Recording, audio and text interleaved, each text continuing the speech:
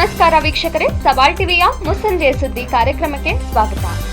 ಇಂದಿನ ಪ್ರಮುಖ ಮುಖ್ಯಾಂಶಗಳು. ಬೀದಿ ಬದಿ ವ್ಯಾಪಾರಿಗಳಿಗೆ ಶೀಘ್ರವೇ ಗುರುತಿನ ಚೀಟಿ. ಮೈಸೂರು ಮಹಾನಗರ ಪಾಲಿಕೆ ವ್ಯಾಪ್ತಿಯ ಬೀದಿ ಬದಿ ವ್ಯಾಪಾರಿಗಳ ಸಮೀಕ್ಷೆಗೆ ಟೆಂಡರ್ ಕರೆಯಲಾಗಿದೆ. ಸಮೀಕ್ಷೆ ಪೂರ್ಣಗೊಂಡ ಬಳಿಕ ಬೀದಿ ಬದಿ ವ್ಯಾಪಾರಿಗಳಿಗೆ ಗುರುತಿನ ಚೀಟಿ ವಿತರಿಸಲಾಗುವುದು ಎಂದು ಎನ್ಆರ್ ಶ್ರೀನಿವಾಸ್ ತಿಳಿಸಿದ್ದಾರೆ. ಉಪಟಳ ನೀಡುತ್ತಿದ್ದ ಹೆಣ್ಣು ಹುಲಿ ಕೊನೆಗೂ ಸೆರೆ, ನಿಟ್ಟುಸಿರು ಬಿಟ್ಟ ಗ್ರಾಮಸ್ಥರು. ಹುಣಸೂರಿನಲ್ಲಿ ಕಳೆದ 2 ವರ್ಷಗಳಿಂದ ಬಿಡದೆ ಕಾಡುತ್ತಿದ್ದ ಹುಲಿಯೊಂದು ಕೊನೆಗೂ ತೋಟವೊಂದರಲ್ಲಿ ಇರಿಸಿದ್ದ ಬೋನಿನಲ್ಲಿ ಇಂದು ಬಂಧಿಯಾಗಿದೆ. ಕೆಆರ್ಎಸ್ ಜಲಮಟ್ಟ 81 ಅಡಿಗೆ ಕುಸಿತ, ಕುಡಿಯುವ ನೀರಿನ ಆತಂಕ. ಕೆಆರ್ಎಸ್ ಜಲಾಶಯದ ನೀರಿನ ಮಟ್ಟ 81 ಅಡಿಗೆ ಇಳಿದಿದ್ದು ತಮಿಳುನಾಡಿಗೆ ನೀರು ಬಿಡುಗಡೆ ಹಾಗೂ ಮೈಸೂರು, ಬೆಂಗಳೂರು ನಗರಗಳಿಗೆ ಕುಡಿಯುವ ನೀರು ಪೂರೈಕೆ ಸವಾಲಾಗಿ ಪರಿಣಮಿಸಿದೆ. ಕಾವೇರಿ ನದಿಯಲ್ಲಿ 2 ಯುವಕರು ನಾಪತ್ತೆ. ಕುಶಾಲನಗರದ ಟೋಲ್ಗೇಟ್ ಸಮೀಪದ ಕಾವೇರಿ ನದಿಯಲ್ಲಿ ನಾಗಾಲ್ಯಾಂಡ್ ಮೂಲದ 2 ಯುವಕರು ಆಕಸ್ಮಿಕವಾಗಿ ಮುಳುಗಿದ್ದು ಅವರಿಗಾಗಿ ಶೋಧ ಕಾರ್ಯ ಮುಂದುವರಿದಿದೆ.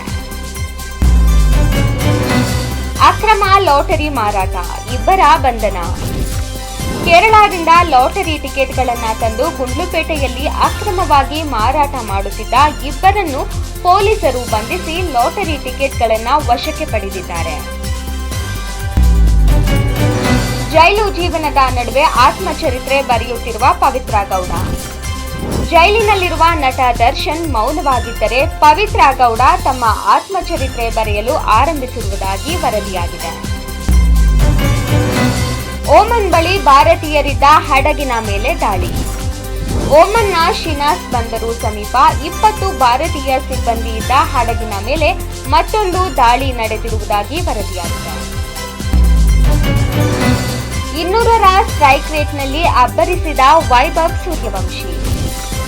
ಸ್ಫೋಟಕ ಬ್ಯಾಟಿಂಗ್ ಪ್ರದರ್ಶನ ನೀಡಿದ ವೈಭವ್ ಸೂರ್ಯವಂಶಿ 200ರ ಸ್ಟ್ರೈಕ್ ರೇಟ್ನೊಂದಿಗೆ ಎದುರಾಳಿ ಬೌಲರ್ಗಳ ಮೇಲೆ ದಾಳಿ ನಡೆಸಿ ಗಮನ ಸೆಳೆದಿದ್ದಾರೆ. ಮೀನಾಕ್ಷಿ ನಟರಾಜನ್ ನಾಮಪತ್ರ ತಿರಸ್ಕಾರ, ಬಿಜೆಪಿ ವಿರುದ್ಧ ಸಿದ್ದರಾಮಯ್ಯ ವಾಗ್ದಾಳಿ. ಮೀನಾಕ್ಷಿ ನಟರಾಜನ್ ಅವರ ನಾಮಪತ್ರ ತಿರಸ್ಕಾರವನ್ನು ಪ್ರಜಾಪ್ರಭುತ್ವದ ಕಗ್ಗೊಲೆ ಎಂದು ಟೀಕಿಸಿರುವ ಸಿದ್ದರಾಮಯ್ಯ ಬಿಜೆಪಿ ವಿರುದ್ಧ ತೀವ್ರ ವಾಗ್ದಾಳಿ ನಡೆಸಿದ್ದಾರೆ.